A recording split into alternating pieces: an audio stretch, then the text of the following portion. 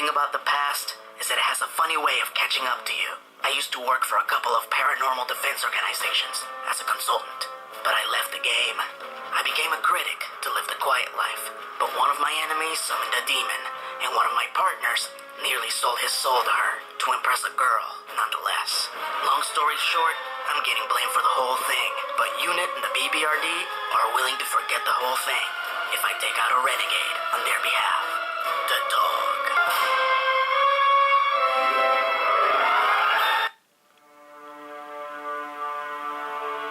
In a world of uncertainty, where movie theaters are plagued by remakes and sequels, in a world where big-budget movies can still suck, in this world we have the Blockbuster Buster.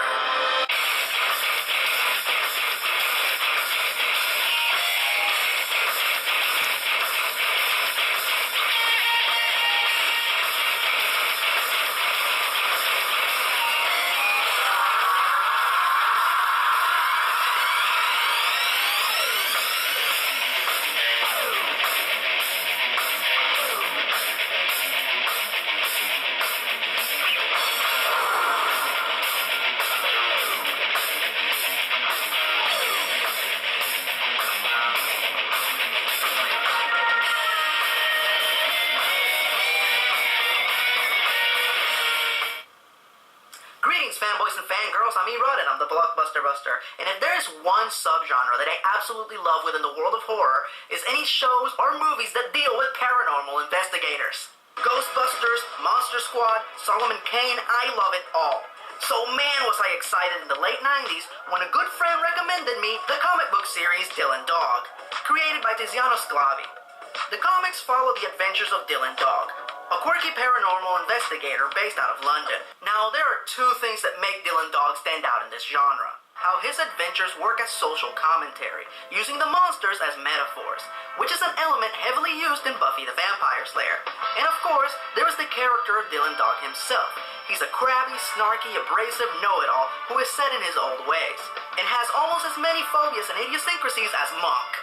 But his most important attribute is that Dylan is human. He's just a regular guy with very specific and stubborn views about the world, who one day decided to use his knowledge of the paranormal for a good cause. My favorite aspect of the book is how it shows that anyone can be a hero, that you don't have to be a dashing rogue or a virtuous saint to be the good guy. So it would really suck if they took that concept and gave it a good old-fashioned Hollywood ass rape.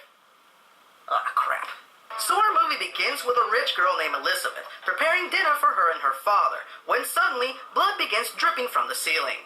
That's what you get when you let the Deacon Frost Corporation install the sprinklers.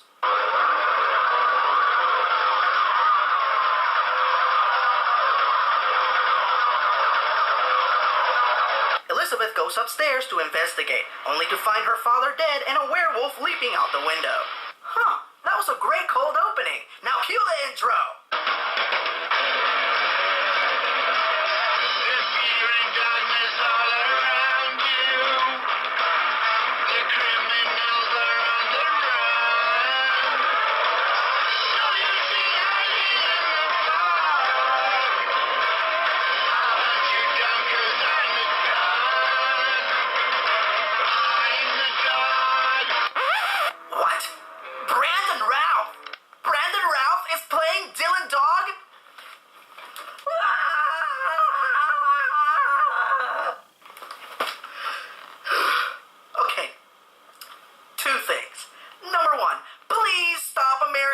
British characters.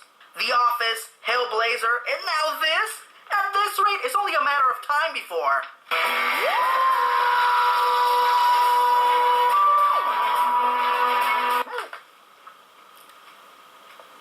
I'm okay. And secondly, they actually got some generic babyface pretty boy that could barely play the virtuous Boy Scout that is Superman to play the multi-layered cool jerk that is Dylan Dog. Bern Gorman from Torchwood. He could play Dylan Dog. Not this deadpan babyface jackass. Okay, I never liked Tintin. What is weird is he's got a funny face and his hair is it's all... I always loved Tintin. Yeah, well, you would. And he never had a girlfriend, did he? Just the dog. Yeah, so I reckon he was actually shagging the dog. So, not Dylan is apparently retired. Something the real Dylan Dog would never do. And apparently he's retired because one of his cases led to the murder of his girlfriend Cassandra. His dead girlfriend in the comics was Lily Conley. So now, not Dylan takes incriminating pictures of cheating husbands for a living, which is the reason the gentleman with the gun is so upset. All right. So, why are you here? Wow, could you possibly say that with even less feeling? After not Dylan calms down the angry husband, he receives a visit from his trusty partner. No! Dylan's actual partner is a professional Groucho Marx impersonator, not a professional Shia LaBeouf impersonator. John, why would you do that if you don't sell my car? I told you to move it. Right, John, you did tell me to move it, but if you would have told me that it was a 300-pound mirror you were dropping with a pissed-off demon, I would have moved it further, John. I am not in the mood!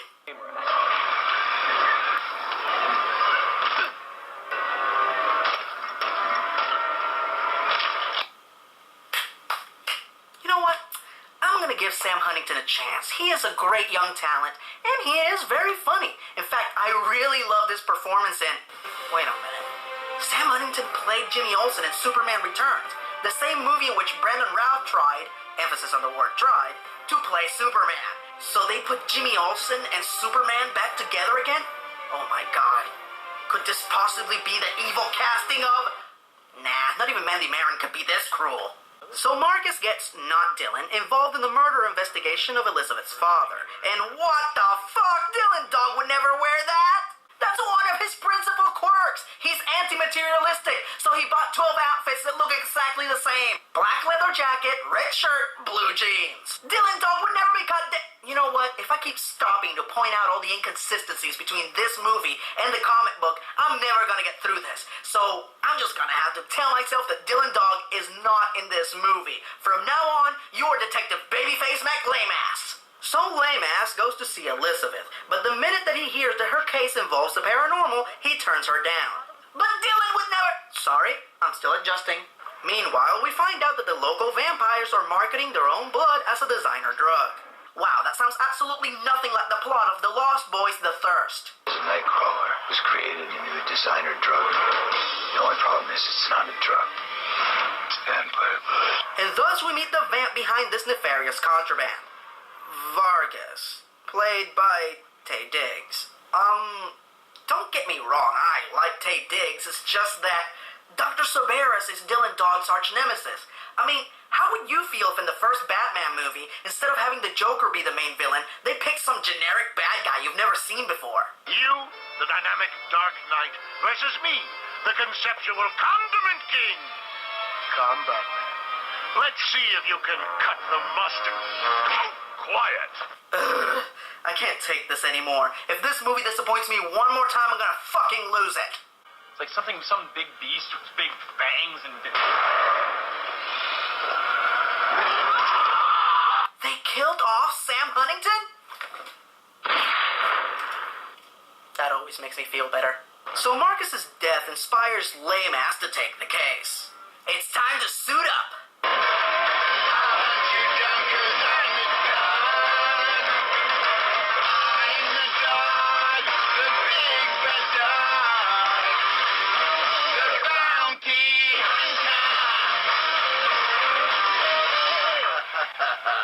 So Detective Lamass figures out that Elizabeth's father was murdered by a werewolf who happens to be the daughter of the leader of a local werewolf clan, Gabriel Cisnos, played by Peter Stormare. This in no way resembles the casting of Constantine.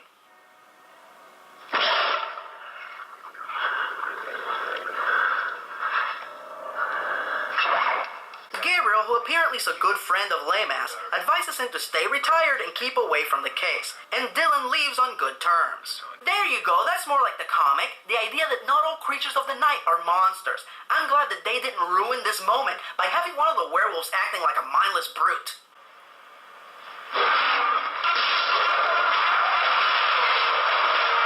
From Pittsburgh, Pennsylvania, weighing in at 237 pounds, Kurt Angle!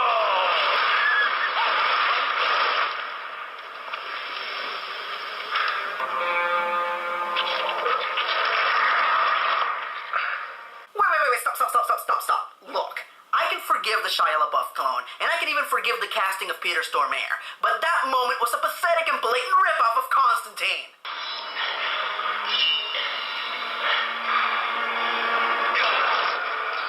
So Lame-Ass finds out that the werewolf that killed Elizabeth's father was actually looking for a very powerful artifact called the Heart of Belial, which apparently was in the possession of Elizabeth's father. This artifact is apparently valuable to all monsters, and when the vamps hear of this, they also show up at Elizabeth's to claim the prize.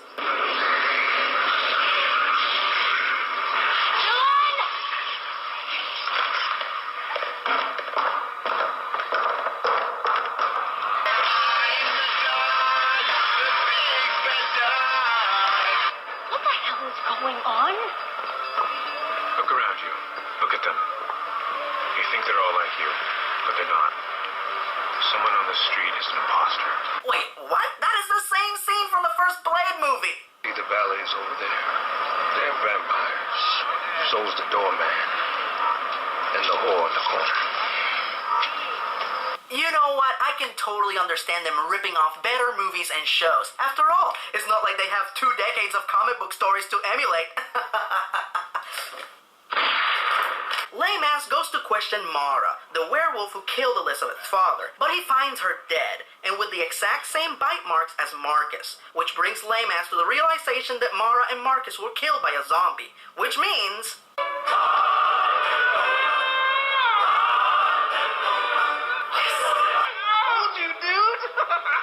I knew this one was coming back. Wait a minute, zombies working at the morgue? Now that's funny. Oh no! Oh no! What is this? What is that? What is that? Mostly your large intestine. Dylan, we're talking some serious malpractice shit here, man. I love that guy. So Lame-Ass and Elizabeth take Marcus to a zombie body shop to patch him up. While there, Lame-Ass questions the zombie who runs the place. If I had to guess, I'd say he's the one been spreading the word about you being this Venator that everyone's been talking about, capiche? There's a Venator around? Oh, you guys probably want to know what a Venator is. Well, I have a really good friend who's going to define this term for me. Nerdlinger? I really don't want to talk about this movie because it's got all these scary monsters in it. Eustace Xavier Aloysius Nerdlinger III, sat your ass down! I had to sit through the cat in the fucking hat for you. So as far as I'm concerned, you owe me 3 free segments. I mean, why did you try to sell your soul anyway? Because she said she'd make it look like we were dating. Why? To make you-know-who jealous. Wait, what? You wanted to pretend to be dating a demon just so you could make Lupa jealous? Nerdlinger, you've never even met the girl in real life. Hell, I don't even think Lupa even knows that you exacerbate situations, the way that you do. You know what? Screw it. Venator, define now. Okay. Hi, everybody. I'm Nerdlinger. As long as there have been monsters, there's been Venators, which is short for Monster Venatorum, which is Italian for Monster Hunter, dedicated to ridding the world of all monsters, like vampires. And the werewolves. And the zombies. Damn, I didn't expect him to faint.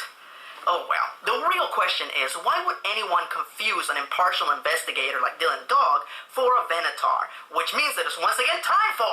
Incredibly Awkward Backstory!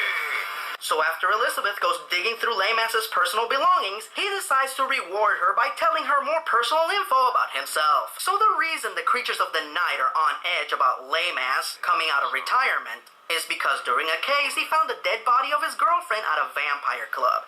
And without taking 3 seconds to gather evidence and figure out who the culprit was, he marched straight up to the vampire elders and killed them all. Which is the reason Vargas is in charge now. This, of course, makes Lame-Ass look like a hypocrite asshole every time in the movie he preaches about how not all monsters are evil.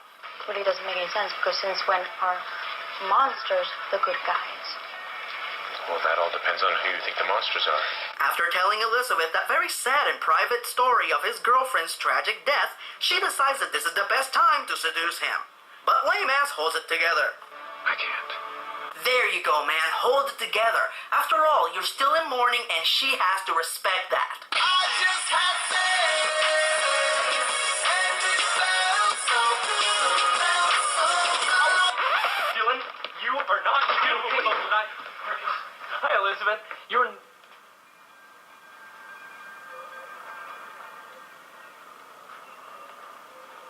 I guess we could just talk about the location of the flesh-eating zombie when you guys are done boning. I love that guy. So Marcus informs Laymass that he tracked the zombie who killed him to an abandoned power plant. And apparently the killer zombie takes steroids because he makes Lou Ferrigno look like Callista Flockhart. Nope, I'm not gonna get excited about the Uber zombie fight because the conclusion's just gonna be another anticlimactic writer's convenience.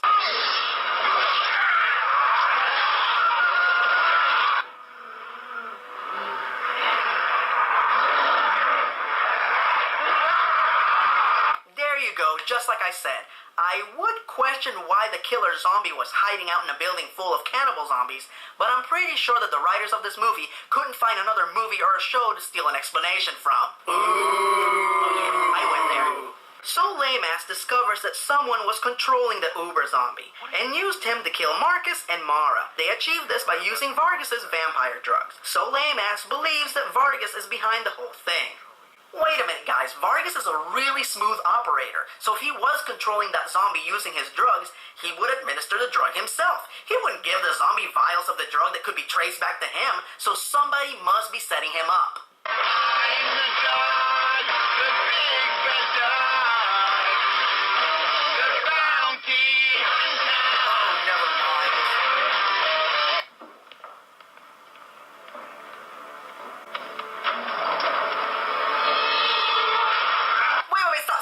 Stop. Vargas is a vampire. Vampires are vulnerable to sunlight. Then why in the fuck would he have giant-ass windows on his house facing the place where he sleeps? This is just as stupid and impractical as Daleks having chairs on their spaceships. Why'd you have chairs on a Dalek spaceship anyway? Wait, well, explain later. So Laymass finds out from Vargas that there's a vampire named Sclavy who might know something about the infamous artifact that all the monsters are killing each other over. And yes, I know, Sclavy also happens to be the name of the creator of Dylan Dog. But at this point in the movie, that little nod to the creator is like putting a band-aid on a severed head. So Laymass and Marcus find Sclavy's hibernation chamber, and oh my god, he's holding the heart of Belial. Oh, I guess by this point a lot of you want to know what the Heart of Belial is and what it does. Hey, Nerdlinger! Damn, still passed out. Man, how do I... God. Say, could that be Nichelle Nichols over there? Where? Ha! Now explain the Heart of Belial. Okay. There was once a very scary demon man named Belial, whose only purpose is to destroy all life on the planet, both monster and human. Belial couldn't be destroyed, only contained, so they trapped him in a cross, which they named the Heart of Belial. Whomever gets stabbed by the heart becomes Belial. All the while, whomever does the stabbing becomes Belial's master and can command him to do anything. Even clean your smelly underwears. You're getting off topic. Sorry. Controlling Belial has a price, and whoever brings Belial back will have a symbiotic relationship with him, meaning that if the master dies, Belial goes back in the cross. Otherwise, there is nothing that can stop the big, scary demon man. Damn. Well, at least he'll be well rested. Before Laymass can hide the Heart of Belial in a safe place, he is captured by Vargas, who intends to bury him alive in a crypt and... I'm sorry, Vargas. I'm having a little trouble taking your evil threat seriously while you're wearing your designer Afghan. The only thing that would be even less threatening than that is if in the middle of your evil speech you started texting. We saw one of our true bloods running away from where that bitch wolf died. So Vargas puts Laymass in the crypt, but not before confessing to being the one who killed Laymass's girlfriend in order to provoke him into killing the elders so Vargas could take over. What an unsurprising twist. Oh no! This looks like an early funeral for Dog and Marcus. What will become of Elizabeth? Will Vargas make her his demon minion or his vampire bride? Will the dog avenge his Louie, or will he be pushing up daisies? Find out next time on the same dog time, same dog channel. This episode of the Blockbuster Busters brought to you by Bob's Zombie Body Shop and Emporium. We have every part from a new arm to a new heart. Oh my God, what's wrong with my arm? Dylan, what's wrong with my arm? What happened? They were out of Caucasian in their time. Are you listening to what you're saying? My arm is brown! All sales are final, refunds are given in store credit. Previously on Dylan Dog, a depressingly dead daddy. A rapidly reacquired relic, and a delectable damsel in distress. Will Vargas be a victorious vanquishing villain, or will the dog have his day? Listen, Dylan, I'm just trying to think, all right? What is it? Little known fact. Zombies are actually world-class diggers. So Marcus digs his way out of the crypt and then frees Lame-Ass, who figures out that there was a devious orchestrator manipulating him and all the monsters into finding the location of the Heart of Belial. No family saying it means your death is my life.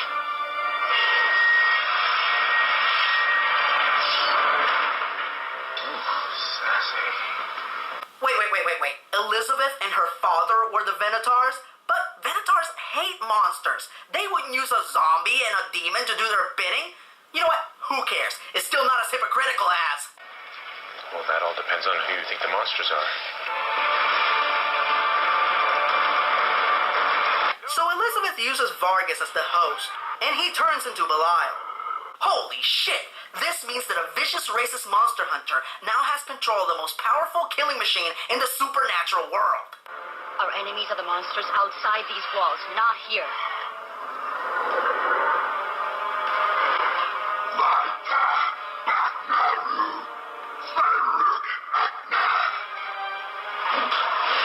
I am your master!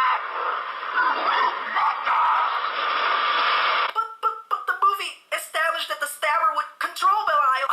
Who cares? It's almost over. So would any of you care to guess what is Lame-Ass's plan to stop this world-destroying monster? To get his ass kicked until a bunch of werewolves conveniently show up and kill Elizabeth, which in part traps Belial back in the heart. Now, one could assume that letting the monsters kick his ass was just a distraction, and that the werewolves are part of his plan. But the movie doesn't really clarify this, so I'm just gonna continue believing that he's just an incompetent asshole. I'm sorry about your father. He was a good man. I wouldn't cut my father out that fast. Why don't you come down to the plant sometime?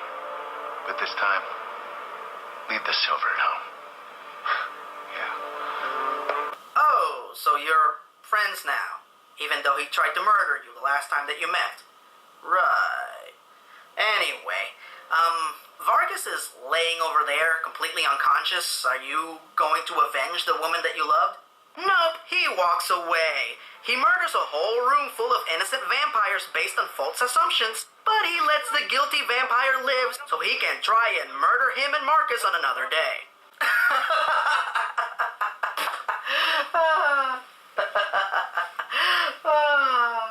You know what's the best part of my job? Busting makes me feel good. Double busting. This movie's a devastatingly dumb dumpster of dog doo-doo.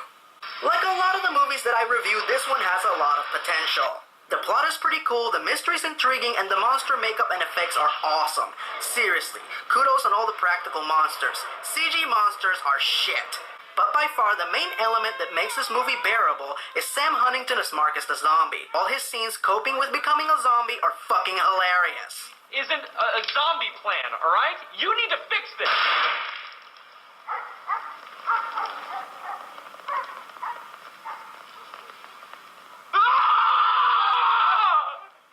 You shot me!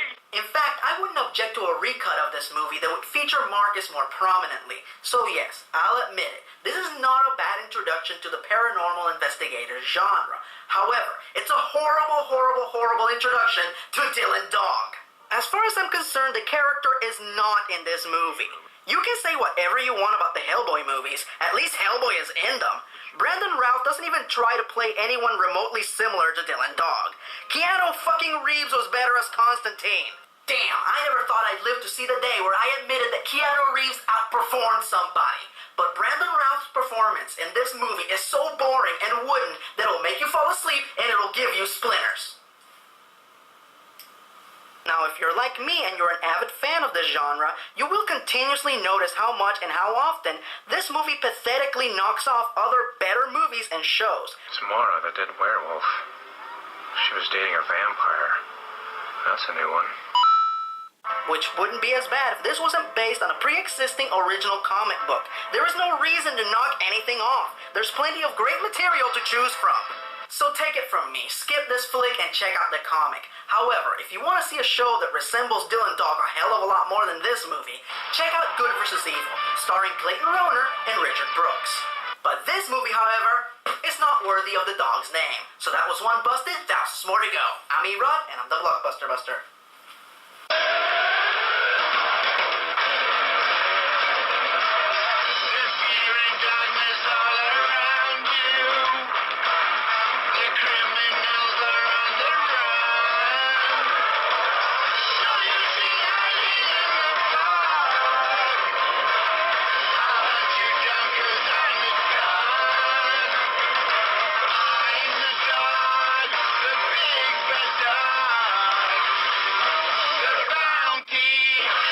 Check out my website, suckers!